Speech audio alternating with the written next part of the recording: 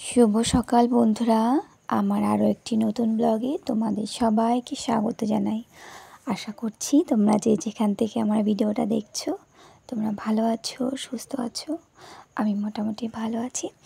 আমি আজকে আমার ব্লগটা রান্নাঘর থেকেই শুরু করেছি। এখন সকাল 7:30 বেজে গেছে জানো তো। আর আমার প্রতিদিনের যা কাজ, সকালে ঘুম থেকে উঠে ফ্রেশ হয়ে নিয়ে ফুলগুলো তুলে নিয়েছি আর পাখিদেরকেও একটু খেতে দিয়ে দিয়েছি। তবে আমার ছোট্ট ছোট্ট যে কুকুরগুলো তোমরা দেখছো, ওদের সকালবেলা দেখা পাইনি। আসবে কিছুক্ষণ বাদে, এসেই গেটে নক করবে, এমন দুষ্টুমি করে। বন্ধুরা, আমার আরও একটি নতুন দিনের শুরু তোমাদের সাথে আমি সকাল থেকে দুপুর পর্যন্ত শেয়ার করলাম। তোমরা ভিডিওটা দেখতে থাকো। আজকে ভিডিওটা তোমাদের ভালো লাগলে অবশ্যই লাইক দিয়ে পুরো ভিডিওটা দেখো, কমেন্টে জানিও কেমন লেগেছে, শেয়ার করো আর সাবস্ক্রাইব করে আমার চ্যানেলটির পাশে থেকো। আমি তো সকালবেলা ভাত আর ডাল বসিয়ে দেব, তারপর দেখি কি করা যায়। আর জানো তো, তোমরা তো জানোই আমার মেয়ের পরীক্ষা চলছে। তা ওর লেখা পরীক্ষাগুলো তোমার 12টা থেকে শুরু আর শেষ হবে 2:15-তে। তাই এ কটা দিন আমি সকালবেলা দিয়ে সমস্ত রান্না করে রেখে যেতে পারবো। অনেকটা সময় পাবো হাতে, মানে পুরো রান্নাই আমার হয়ে যাবে। রান্নাটা কমপ্লিট হয়ে গেলে না একটা বিরাট বড় কাজ হয়ে যায় মনে হয়, তাই না বলো? তারপরে বাদ বাকি যা কাজ থাকে সেগুলো টুকটুক করে আস্তে আস্তে করে নেওয়া যায়। যাই হোক, আমি ডাল আর চাল ভালো করে ধুয়ে দিয়ে দিয়েছি। ডালটাও সিদ্ধ হয়ে গেছে। আর জানো তো, আমরা সবাই জানি যে ডাল আর চাল ভালো করে না ধুলে কী অবস্থা বলো, কত ময়লা বেরোয়। যাই হোক, আজকে ডালটা রান্না করব ডাঁটা আর পেঁপে দিয়ে। আর এখানে দেখছো আমি 4 টুকরো কচু নিয়েছি। এই কচুটা গতকালকে রাত্রে মিষ্টির বাবা এনেছে। হ্যাঁ, তা বর্ষার কচু তো একটু ভয়ও লাগছিল, কিন্তু আমরা জানি এরকম কচুতে গলা ধরে না, গলা চুলকাবে না, কিন্তু তবুও না একটু ভয়ে ভয়ে আজকে সকালে একটু সিদ্ধ দিলাম যে দুপুরের দিকে খাবো, দেখি কী হয়। তবে হ্যাঁ, যে কচুগুলো ধরো গলা ধরে সেগুলো না কাটলে হাতও কিন্তু চুলকাতে থাকে বলো, কিন্তু আমার সেরকম কিছুই হয়নি। তা মনে মনে ভাবছিলাম যে হয়তো গলা ধরবে না। যাই হোক, দেখা যাক। আর এখানে আমি সবজিগুলো কেটে নিচ্ছি। তবে জানো তো, তোমরা হয়তো দেখো যে আমি ছুরি দিয়েও সবজি কাটি, কিন্তু না, আমি ছুরি দিয়ে সমস্ত সবজি কাটতে পারি না। ডাঁটা, এই যে ধরো আমি এখন ডাঁটা কাটছি বটি দিয়ে, আমি তো ডাঁটা পারবই না। আমার অনেক বছর ধরে না ছুরি দিয়ে সবজি কাটা বেশ একটা শখ আছে জানো তো আমার। কিন্তু টুকটাক ধরো আমি কাটি, ধরো পেঁয়াজ রসুন ছোটোখাটো যে জিনিসগুলো সোজা, যে জিনিসগুলো কাটা, আমি ছুরি দিয়ে সবজি কাটতে মোটেও পাকা হইনি এখনও। বটি দিয়েই খুব সুন্দর আমি সবজি কাটি। কিন্তু তোমরা তো জানোই আমার কোমরে যে স্পন্ডলাইসিসের ব্যথাটা, তা সবজিগুলো কাটছিলাম যখন বটি দিয়ে তখন খুব কষ্ট হচ্ছিল আর পাচ্ছিলাম না। তাই মনে হলো আলুটা আমি এই দাঁড়িয়ে দাঁড়িয়ে ছুরি দিয়ে কেটে নেব। সবজিগুলো কাটা হয়েছে, আজকে নিরামিষ তরকারি করব। গতকালকে মাংস খাওয়া হয়েছে জানো তো, তা আজকে মেয়ে আর আমি নিরামিষই খাবো। আর মিষ্টি দাদু ঠাকুমা বলেছে ডিম খাবে। তা আমি সকালবেলা দুপুরবেলা পুরোটাই করে যাব, ডিমের ঝোলটা শুধু মিষ্টি ঠাকুমা বলেছে করে নেবে, কারণ আমার হাতে আর সময় থাকবে না।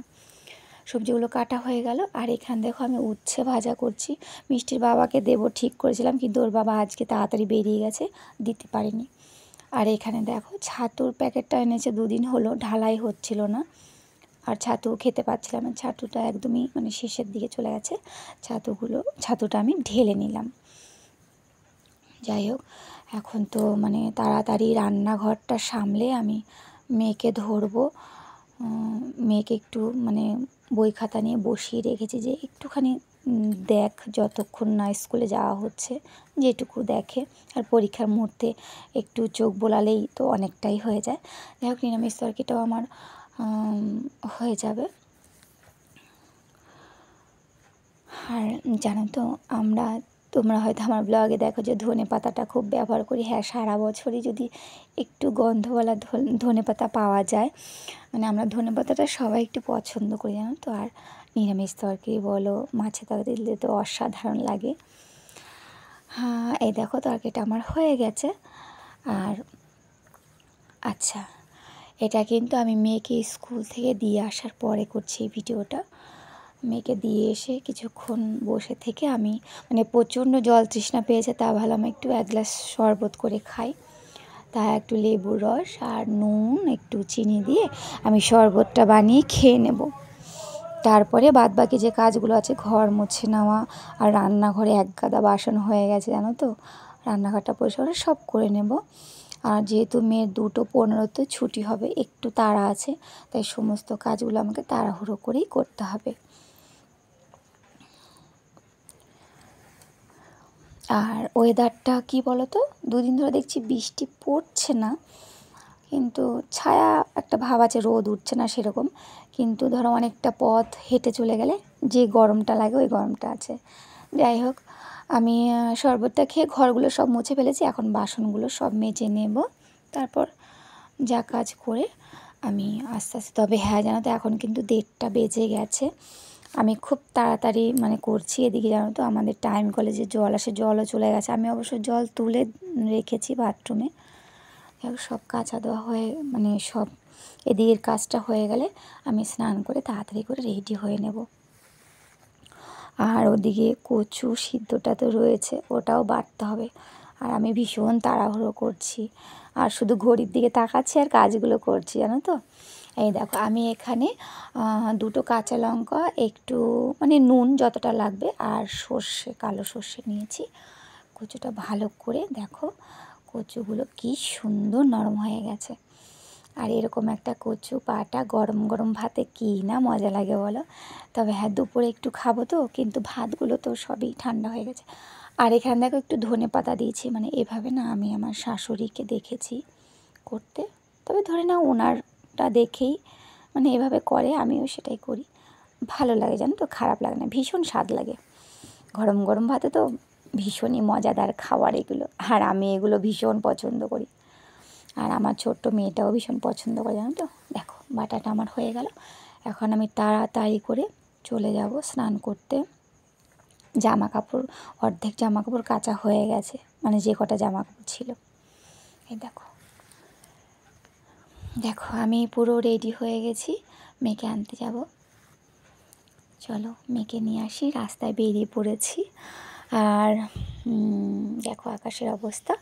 আর বন্ধুরা, ভিডিওটা আর মানে বড় করব না, এখানেই ভিডিওটা শেষ করব। তোমাদের সঙ্গে আবারও দেখা হবে আরও একটি নতুন ভিডিও নিয়ে। ততক্ষণ পর্যন্ত তোমরা ভালো থেকো, সুস্থ থেকো, সাবধানে থেকো।